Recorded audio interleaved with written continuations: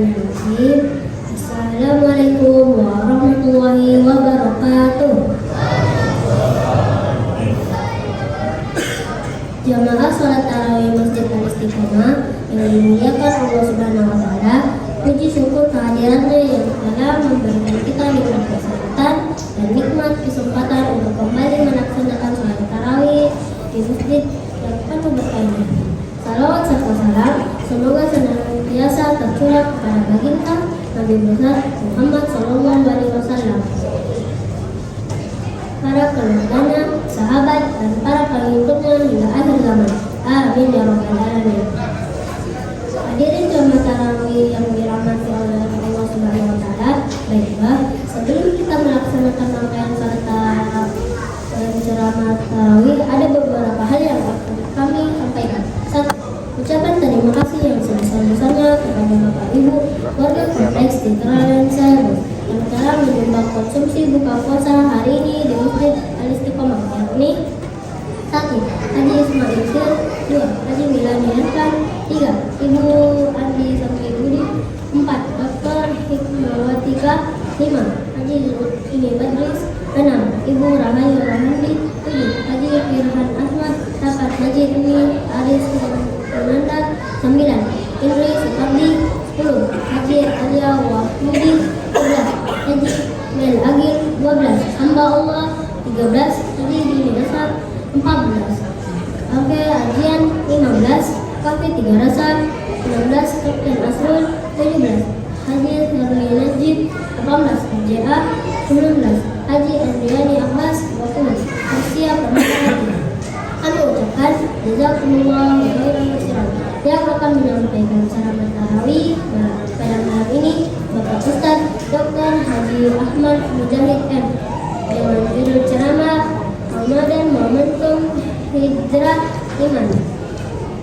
Selanjutnya sebagai imam salat tarawih Bapak Ustaz Haji Muflisir LCMAG, insyaallah yang akan menyampaikan ceramah subuh Bapak Ustaz Dr. Haji Abdul Wahid Hadani LCMHI dengan judul mengambil hikmah dari koloni semut. Demikian penyampaian kami kepada Pak Ustaz, kami persilahkan dengan hormat. Assalamualaikum warahmatullahi wabarakatuh. Assalamualaikum warahmatullahi wabarakatuh.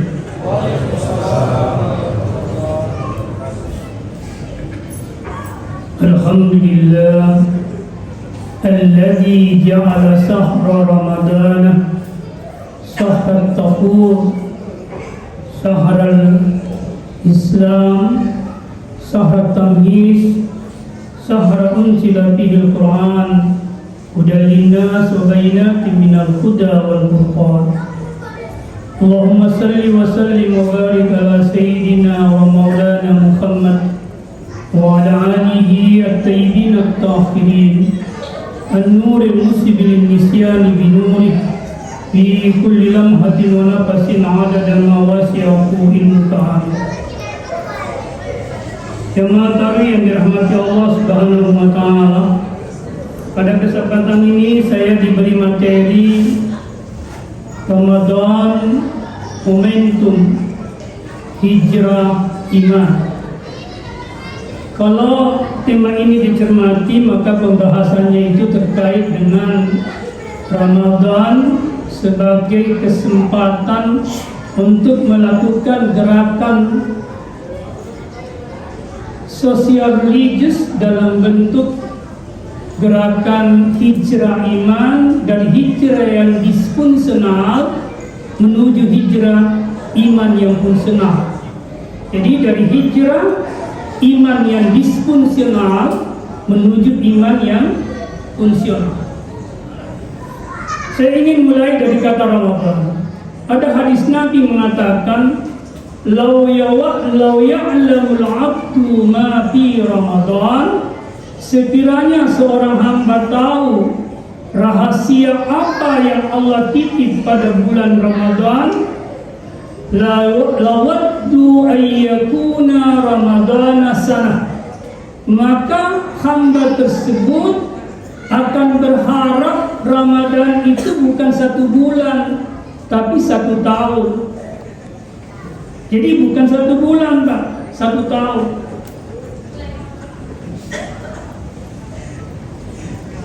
Dari hadis ini kita bisa pahami bahwa salah satu yang menyebabkan Ramadan itu tidak dimanfaatkan dengan baik, seperti tradisi yang terjadi di masyarakat kita. Kalau akhir Ramadan sudah kosong di masjidnya, di awal Ramadan ramai, di akhir Ramadan udah lagi. Itu kebanyakan masjid seperti itu. Kalau di sini kayaknya tidak ada. Itu bukti bahwa dia tidak mengerti rahasia apa yang ada dalam Ramadan. Kalau dia paham, dia berharap Ramadan itu 1 tahun, bukan 1 bulan. Maka pertanyaannya adalah, apa saja rahasia yang Allah titipkan di bulan Ramadan? Salah satu rahasianya itu adalah Al-Quran. Al-Quran yang membuat Ramadan ini mulia itu bukan ibadah puasa, bukan Pak. Yang membuat Ramadan ini mulia karena Al-Quran diturunkan di bulan Ramadan. Disebut di situ Syahrul Ramadan alladzi unsila fihil Quran, bulan Ramadan yang padanya Al-Quran diturunkan. Jadi apa yang paling pertama dikaitkan dengan bulan Ramadan? Al-Quran. Lalu kenapa bukan puasa yang menjadi kemuliaan utama Ramadan? Karena sebenarnya puasa itu bagian daripada Al-Quran. Bukankah puasa itu ditunjuki oleh Al-Quran? Al-Quran yang mengatakan, Ya ayyuhalladzina amanu kutiba alaikumus syiyam. Maka sebenarnya yang menjadi kemuliaan Ramadan itu adalah Al-Quran. Pertanyaannya sekarang, apa Bapak beriman kepada Al-Quran? Ya pasti bilang beriman. Tapi hati-hati, di dalam Al-Quran surah yang dibaca oleh imam kita tadi, itu waktu dia baca saya gembira sekali karena surah ini terkait dengan pembahasan malam ini, surah Al-Hujurat. Di surah Al-Hujurat itu disebutkan qalatil a'rab amanna. Orang-orang Arab Badui berkata, kami telah beriman, mengaku dia beriman. Tapi Nabi diperintah oleh Allah mengatakan, kul, katakan Muhammad, lam tu'minu, kalian belum beriman. Jadi dia mengaku beriman, tapi Allah mengatakan kalian tidak beriman, belum beriman. Lam tu'minu, bukan Nabi Muhammad yang mengatakan kalian belum beriman, tapi Allah yang mengatakan kalian belum beriman. Nabi Muhammad hanya disuruh untuk menegaskan itu. Lalu Nabi juga disuruh waqulu, perintahkan mereka Muhammad untuk mengatakan aslamna, kalian yang benar itu kamu mengaku Islam itu baru benar. Artinya ada orang yang mengaku Islam tapi tidak ada iman di sana. Makanya ayat selanjutnya dijelaskan walamma yadkhulul iman fi qulubikum. Kenapa kamu belum disebut beriman oleh Allah? Karena imanmu belum eksis, belum mencahayai kalbumu. Ayat ini mengajarkan perlu memang gerakan hijrah iman. Hijrah iman dari sekedar pengakuan, lalu kemudian menuju pembenaran hati, menghidupkan di dalam hati, lalu kemudian dibuktikan di amal perbuatan. Itu proses hijrahnya itu. Dari pengakuan, pernyataan, lalu kemudian dimasukkan ke dalam hati, lalu kemudian dikeluarkan dalam bentuk moralitas akhlak. Ini. Makanya di ayat yang dibaca imam kita tadi, wa'lamu anna fikum Rasulullah. Ketahuilah bahwa di antara kalian itu ada Rasul Allah. Iyuti'ukum bi katsirin minal amr. Kalau Rasul Allah itu mengikutimu, kebanyakan dalam urusan mengikutimu. Jadi dia yang mengikuti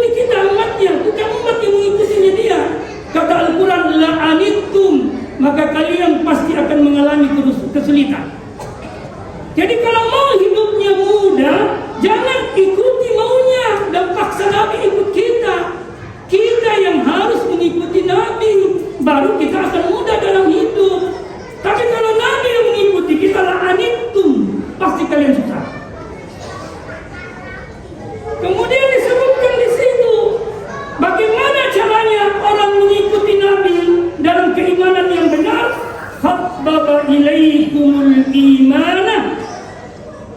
Bukti bahwa kita telah melakukan hijrah keimanan, habbaba ilaikumul iman. Allah menjadikanmu cinta kepada iman. Cinta kepada iman. Wa zayyanahu fi qulubikum. Dan iman itu menjadi perhiasan hatimu. Sekarang pertanyaan saya, kita ini hidup di dunia, apa yang bikin kita sibuk? Mencari perhiasan tubuh dan perhiasan lino. Tapi kita jarang sekali berpikir terkait dengan perhiasan hati. Kita tenggelam dalam perhiasan-perhiasan dunia, tapi kita tidak pernah tenggelam dalam perhiasan-perhiasan rohani. Ini persoalan. Biasanya Ramadan kita berusaha untuk itu, tapi setelah Syawal momentum Ramadan sudah hilang, padahal mestinya 1 tahun. Itulah sebabnya Nabi bilang, kalau ada orang yang tidak dapatkan ampunan Allah di bulan Ramadan tahun ini, maka sulit baginya dia tidak dapatkan ampunan Allah tahun Ramadan tahun depan. Kalau dia mau dapatkan Ramadan ampunannya Allah tahun ini, mestinya dia sudah dapatkan tahun lalu. Kata Nabi, inna syaqiyah, orang yang paling sial adalah hurrima lahu kufranullah, adalah orang yang diharamkan baginya ampunan Allah di hadzal syahr, di bulan Ramadan ini. Kalau itu yang terjadi, maka keimanan kita tidak bertransformasi, tidak reaktif, gitu. Tidak punya respon. Nah, ini yang saya ingin jelaskan sedikit-sedikit sampai sudah tinggal 1 menit ya, 2 menit ya. Saya kasih contoh. Imanan yang fungsional. Kalau saya tanya, Bapak beriman nggak kepada Quran?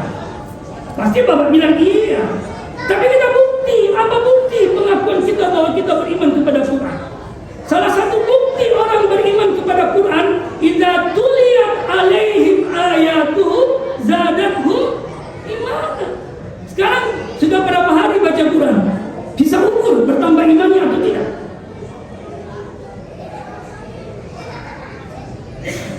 Di dalam ayat yang lain di surah At-Taubah ayat 124, idza ma unsilat surah, kalau Al-Quran itu diturunkan, maka orang munafik itu berkata, ayyukum zadathu iman. Siapa di antara kalian yang bertambah imannya dengan turunnya Al-Quran ini, surah ini? Allah langsung jawab. Allah yang langsung jawab. Itu jaminan dari Allah. Fa'ammal ladzina amanu zadathum imana. Kalau orang punya iman di hati, dia cintai iman, hatinya dicahayai dengan iman, zadathum imana, maka keimanannya akan bertambah dengan pembacaannya terhadap Al-Quran. Wa hum yastabshirun, dan dia senantiasa gembira dengan Al-Quran.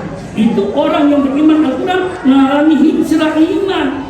Yang terakhir, kalau Bapak mengaku beriman kepada Allah, apa bentuk hijrah iman Bapak kepada Allah? Nabi Muhammad SAW meminta 4 hal. Salah satu dari 4 hal yang diminta Nabi itu adalah al-asyaku, kerinduan, li ru'yati wajhi. Ya Allah, anugerahkan aku kerinduan untuk melihat wajahmu, walikai, untuk ketemu denganmu. Puasa, salah satu bentuk kegembiraan puasa itu adalah ketemu Allah. Lisa'in farhatan, bagi orang yang puasa 2, farhatun inda fitrihi, dia gembira ketika fitr.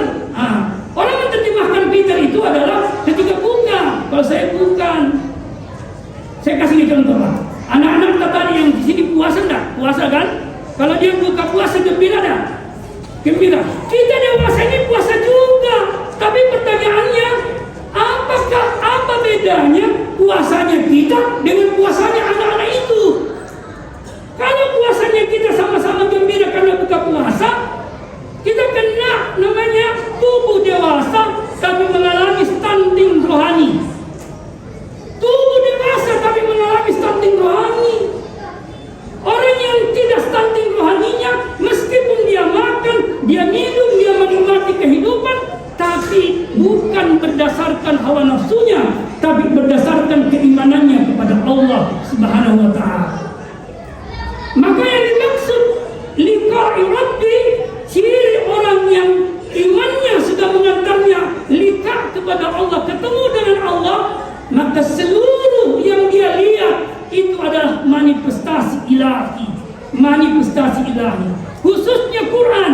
Manifestasi tertinggi dari kehidupan ini adalah Al-Quran. Itulah sebabnya Imam Ali mengatakan Allah itu menampakkan kekuasaannya di setiap huruf-huruf Al-Quran. Pertanyaannya, waktu Bapak baca Quran, apa Bapak merasakan kehadiran Tuhan pada Quran yang Bapak baca? Terima kasih. Assalamualaikum warahmatullahi wabarakatuh.